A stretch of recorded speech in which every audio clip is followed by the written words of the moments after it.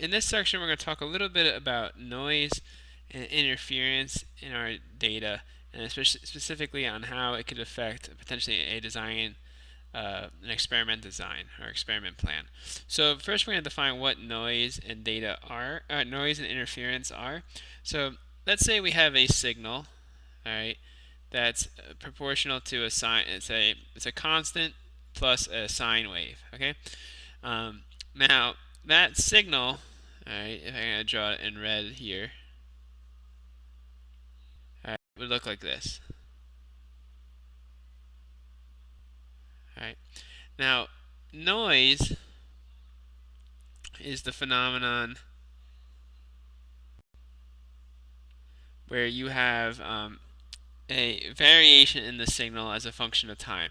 It is random. Typically, it is normally distributed about that mean.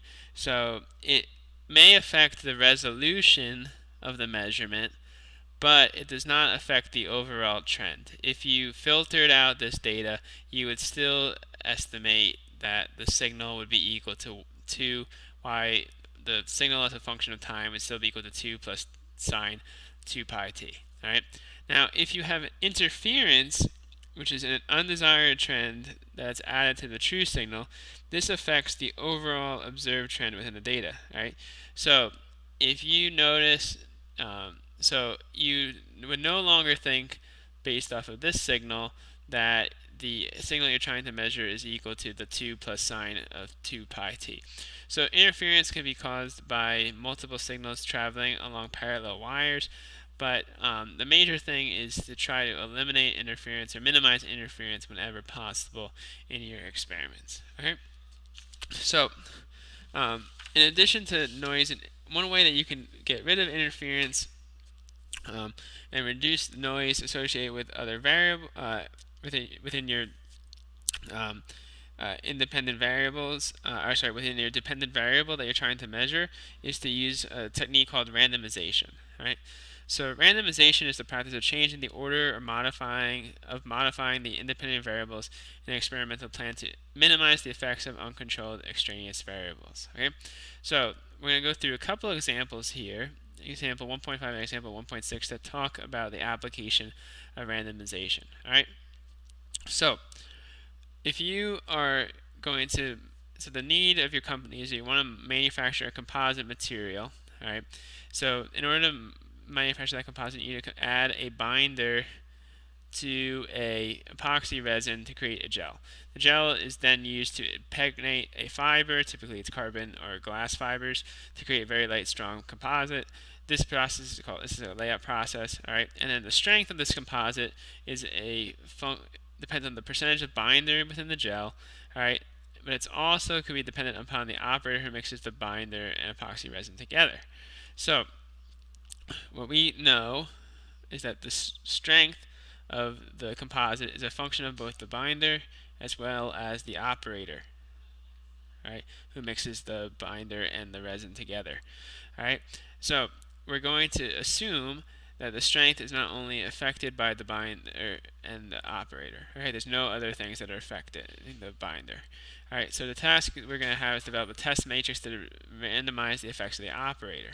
All right, so 3 ratios of binder were arbitrarily selected. These we're going to represent with A, B, and C.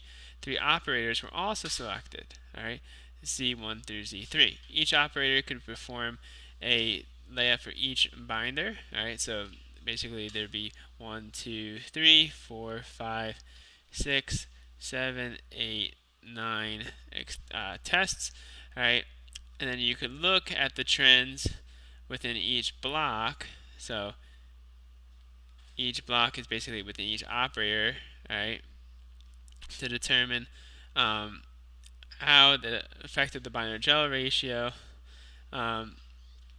affected the composite strength, all right, and then the trains between the same binder ratio could be used to evaluate the effects of the operator, so basically the columns here, all right.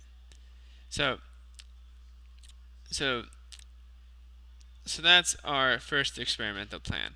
Now, in addition to the effects of the binder gel ratio, and then the operator, an additional variable has been identified, and that variable is the cure temperature.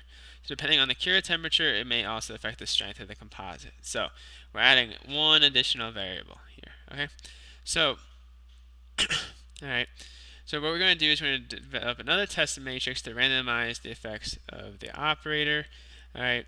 So we could repeat the same test block that we had from earlier to determine our which temperature would be the most optimal. Okay. So basically, once we identify the best operator, the best binder gel ratio, we could use that same binder gel ratio, but instead of having binder gel ratio on I guess here, I'll put this in red.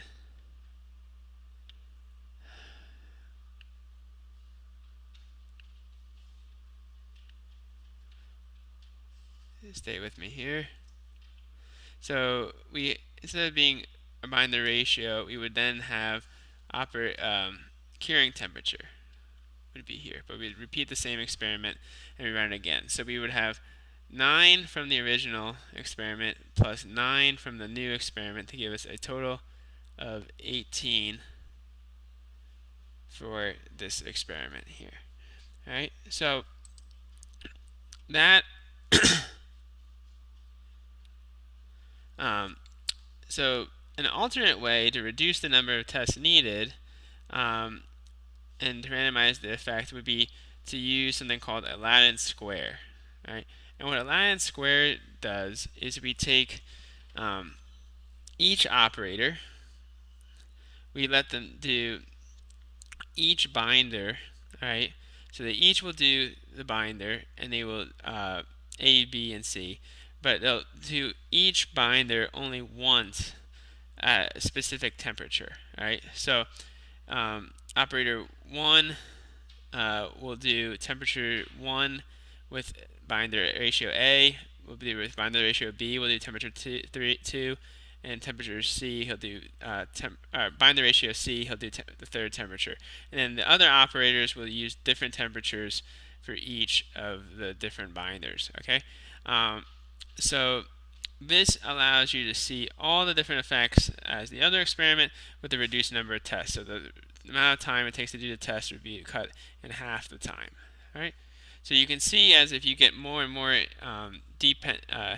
as if you have more and more parameters that you're trying to control and trying to evaluate their effects on the dependent variable, you want to try to use things like Latin squares and things to reduce the amount of time. Otherwise, you just get to have to run too many tests and it gets very expensive. All right.